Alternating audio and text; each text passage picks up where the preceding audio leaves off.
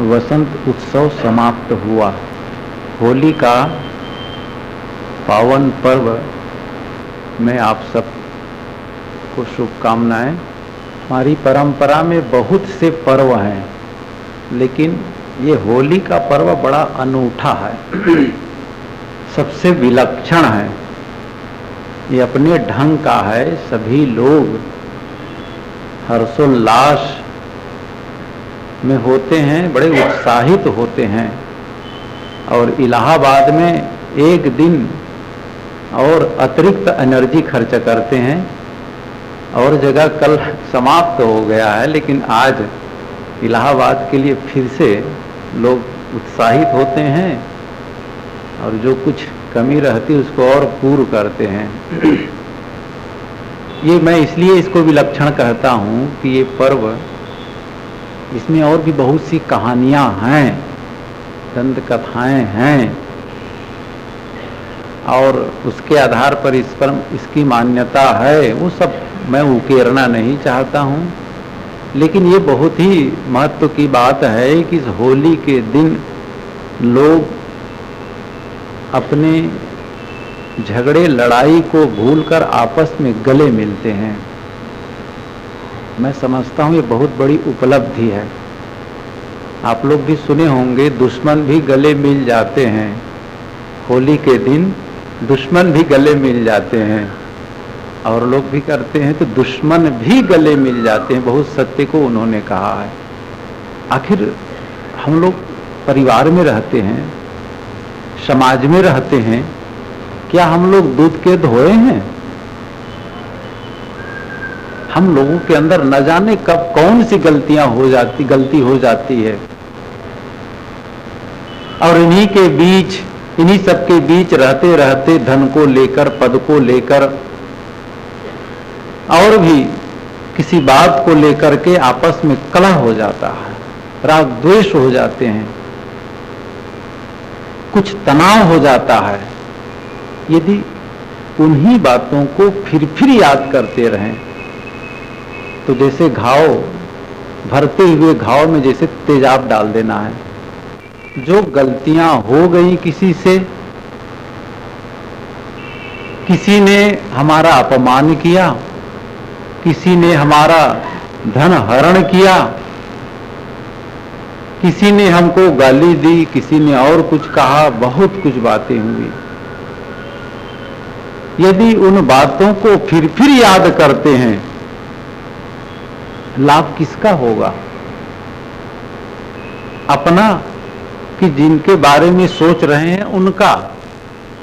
दोनों का नहीं होगा। एक अच्छा अवसर है, मैं समझता हूं, यह सोच करके इस पर कि भाई हो गया, भूलो, छोड़ो इन सब बातों को। क्यों उन्हीं सब बातों को याद करते हो? बैर से बैर शांत नहीं होता है। दुश्मनी बनाए रखोगे तो उससे कैसे शांति मिलेगी? इसलिए इन सब को भूलना चाहिए। यदि पुरानी बातों को किसी के ख्याल कराते हैं, आपने ऐसा कहा था, आपने वैसा कहा था। ये आप लोग जानते होंगे, महाभारत के बाद 36 वर्ष के बाद जब यादवों का युद्ध हुआ तो उसमें बात यही हुई थी। शराब पीने की मनाही थी, और इतनी मनाही थी कि जो पिएगा, शराब बनाएगा, उसको मृत्यु दंड है। लेकिन ये सफल नहीं हुए, तो भी शराब बनती थी, लोग शराब पीते थे। और एक दिन सभा भवन में इतनी शराब लोग पी करके आए, उफ, भूल ही गए, आपा सुध बुध खो बैठे। और उन्हीं सब बातों को याद करके, आपने वैसा किया था, वो उसने कहा था, आपने महाभारत में बैठे हुए ध्यान में बैठा तो उसको आपने मारा था, उसने मारा था। बस तनातनी हुआ, एक ने तलवार निकाला और एक के गले को उड़ा दिया। बस शुरू हो गया घमासान युद्ध। न याद करते पुरानी बातों को तो स्थिति ना आती। हमारे परिवार में भी यही बातें, कई बार ऐसा होता है, जब हम पुरानी बातों को याद कर देते हैं तो बहुत पीड़ा होती है उसको। बात बताऊं, एक बड़ा सेठ था, बड़ा सेठ। एक दिन वो ऐसे ही धूप में बैठे हुए भोजन कर रहा था। तो भोजन कर रहा था तो उसके इधर कनपट्टी में शायद तो छाया ही रहेगी, तो धूप आ रही थी बगल में। तो धूप आ रही थी तो वहीं उसकी जो सेठानी थी, सेठ जी के सिर पर जो धूप लग रही थी, उसे रोकने के लिए अपने साड़ी के एक पल्लों के एक आंचल को लेकर के आड़ करती है ताकि सेठ जी को धूप न लगे। सेवा भाव स्वाभाविक सी बात है, उनको धूप न लगे। अरे सब घटना घटती रही थी, इतने में सारी बातें हुई तो सेठ जी को हंसी आई, मुस्कुराए, वो हंसे थोड़ा। समझ बात नहीं क्यों हंसे, क्या है। यह घटना देख रही थी बहू, जो भोजन परस के चली गई थी अंदर, कहीं बरामदे में खड़ी थी। वो देख रही थी कि आज पिताजी क्यों हंस रहे हैं। उसके मन में खलबली हुई कि आखिर बात क्या है, क्यों हंसे। अब पिताजी से पूछना कठिन। जब पति जी रात में आए तो कहा, वो बताया सब कि मैं भोजन परस के आई, वहां पर वो बैठे थे, भोजन कर रहे थे, सासू जी अपने साड़ी को उठाकर उसको छाया कर रही थी। अब पिताजी हंस रहे थे किसी बात को लेकर। क्यों हंस रहे थे? लड़के ने कहा कि मुझसे क्यों पूछते हो, मैं क्या जानू, ये पिताजी का मामला है, और छोड़ो इन सब बातों को, क्यों पूछते हो, तुम्हें क्या मतलब इन सब से। नहीं नहीं, ये तो पूछना ही है, बताइए आप। क्या मैं नहीं जानता, सीधे ही पिताजी से पूछ लो ना, मुझे क्यों परेशान करते हो। अच्छा, तो एक दिन वो फिर बैठी थी और अनुकूल देखकर, अपने ससुर के मनोभाव को अनुकूल देखकर उन्होंने कहा कि पिताजी एक बात पूछूं। कहा पूछो। आज से 2 दिन पहले जब आप यहीं बैठे थे, भोजन कर रहे थे, और हमारी सासू जी माँ साड़ी के पल्लों से आपको छाया कर रही थी, धूप है उसको आड़ कर रही थी, तो आप क्यों मुस्कुरा रहे थे, क्यों हंस रहे थे। उन्होंने कहा छोड़ो बेटी इन सब बातों को। कि नहीं पिताजी बताइए, मेरे मन में बहुत उसके लिए खलबलाहट है कि आखिर बात क्या है। उसको वे पुराने संस्मरण याद आ गए। उन्होंने कहा ऐसा है, पुरानी बातों को याद करके मुझे हंसी आ गई। कहा पिताजी क्या बात है। अब वो जब शुरू करते थे, जब तक वो, अब जिसको दबाना चाहते हैं, नहीं बताना चाहते, उसको और खोदने का मन होता है। अब उनके पति नहीं बताना चाहते थे, ससुर भी टाल रहे थे, लेकिन और मन में खलबली कि बात क्या है, बात क्या है।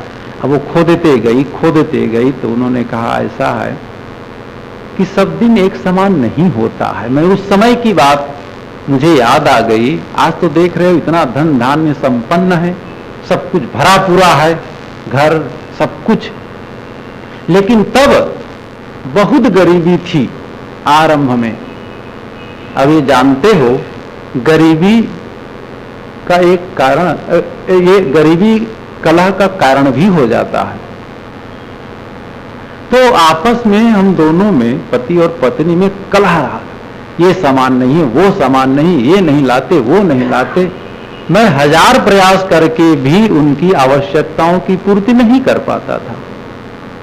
ऐसे भी आ जाते थे कि भोजन भी नहीं मिल पाता था। एक दिन मैं बहुत भूखा प्यासा था, पानी कुआं से खींच रहा था, और किसी बात को लेकर तुम्हारी सास नाराज हो गई, बहुत नाराज हो गई। अब मैं खींच रहा था पानी मौन हो करके, इतना नाराज हो गई वह कि गई और जोर से मुझे कुआं में ढकेल दी। गिर गया कुआं में। सौभाग्य ही था, आवाज सुने आसपास के लोग आए और निकाल कर मुझे बाहर निकाले, तो मैं बच गया, ठीक हो गया। फिर से मेहनत करने लगा, फिर से प्रयास सब शुरू हुआ, और ढंग से भाग्य साथ दिया, परिश्रम हुआ, और धीरे धीरे करके फिर धन आने लगे। और देख रहे हो आज क्या स्थिति है। मुझे हंसी इसलिए आ गई कि एक दिन वह था जब हम संकट में थे, तब यही मुझे कुआं में ढकेल दी थी, और आज एक धूप थोड़ी सी लग रही है चेहरे पर, वहां वह साड़ी का पल्लू उठा रही है। कैसे दिन होते हैं, इसी बात को लेकर मुझे हंसी आ गई। यह बात बहू सुन लेती है। अब तो उन्हें जानो औजार मिल गया। जैसे बंदर के हाथ में छुरी मिल जाए, बच्चे के हाथ में छुरी मिल जाए, वैसे ही उसके हाथ में एक जैसे अस्त्र लग गया। अब चुप, अवसर के ताक में थी, कब कुछ कहे सास तो बताती हूं। एक दिन, रोज कई बार कहती थी लेकिन चुपचाप सुन लेती थी। एक दिन सास ने कहा, बहू ये ऐसा है, इसको तुम वैसा नहीं करना चाहिए, इसको इस ढंग से करना चाहिए। वो तो पहले ही तमतमाई हुई थी। उन्होंने कहा कि उपदेश देना छोड़ दीजिए आप, हमें नहीं चाहिए उपदेश, हमारे माता पिता बहुत सिखाए हुए हैं। हमको ये नहीं सिखाया गया है कि जब विकट परिस्थिति आए तो आप अपने पति को कुएं में ढकेल दें, वो करें, और अनुकूल आए तो आप उस ढंग से आए। उफ, जो कहना था। सेठानी सुनकर स्तब्ध रह गई। उफ, ये कैसे जान गई उसको, इतना मथन कैसे जान गई ये आखिर उस बात को, कौन बताया इनको। अब सचमुच वो पुरानी बात याद आई तो सेठानी को भी स्वाभाविक है, ग्लानि तो हुई, गलत तो हुई, लेकिन इसको लेकर के कि बहू ये बात कह रही है, इतना दुखी होती है। गई और कुआं में जाकर कूद गई, मर गई। अब पत्नी का मरना देखकर जो सेठ जी थे उनसे रहा नहीं गया, बहुत गड़बड़ हो गया। इसके मरने में कारण मैं हूं, न मैं उस घटना को बताता और न ये जान पाती और न कहती। सेठ जी भी जाकर कूद गए। बहुत विचित्र स्थिति। उनके जो पति थे, जो मतलब उनका लड़का, वो कहा कि माता जी मर गई, पिताजी मर गए, मैं रहकर क्या करूंगा, वो भी मर गया। अब ये सब तीनों को मरते देखकर जो बहू रानी थी वो भी सह नहीं पाई, वो भी मर गई। कारण क्या हुआ, पुरानी बातों को फिर से याद कर लेना। होली का यह पावन पर्व हमें याद दिलाता है कि बीती घटनाओं को याद करके फिर से अपने घाव को हरा न करें। न ही वैरेन वैरा, स्वामी महात्मा बुद्ध ने कहा है, न ही वैरेन वैराने संबंती कुदाचन अवैरेन च संबंती एस धम्मो सनातनो। सनातन धर्म क्या है? अवैर। यदि कोई प्रश्न करे सनातन धर्म क्या है, उत्तर में दिया जा सकता है अवैर। वैर न करना, वैर से वैर नहीं मिटता है, कभी नहीं मिटता। ना ही संबंधित कभी भी शांत नहीं होता है, अवैर से ही वैर शांत होता है। वैर बढ़ाते जाओ, बढ़ाते जाओ, कोई गाली दे, गाली देते जाओ, मार काट करते जाओ। छठे साठ्यम समाचरित, ये बात भूल जाइए, ये साधना का नहीं है, सहना सीखे। पुरानी बातों को भूलें। किसी ने कहा, किसी ने अपमान किया, किसी ने हमारे विरोध में कहा, होता है व्यवहार में, ये सब तो चलता ही है। इन्हीं सब बातों को लेकर के मन में हम उन्हीं बातों को याद करते रहेंगे, मन कभी भी शांत नहीं हो सकता है, सफल नहीं हो सकता है। इसलिए यदि हम अपनी आध्यात्मिक उन्नति करना चाहें तो मैं समझता हूं यह होली का पावन पर्व भी हमें ये सहयोग करता है।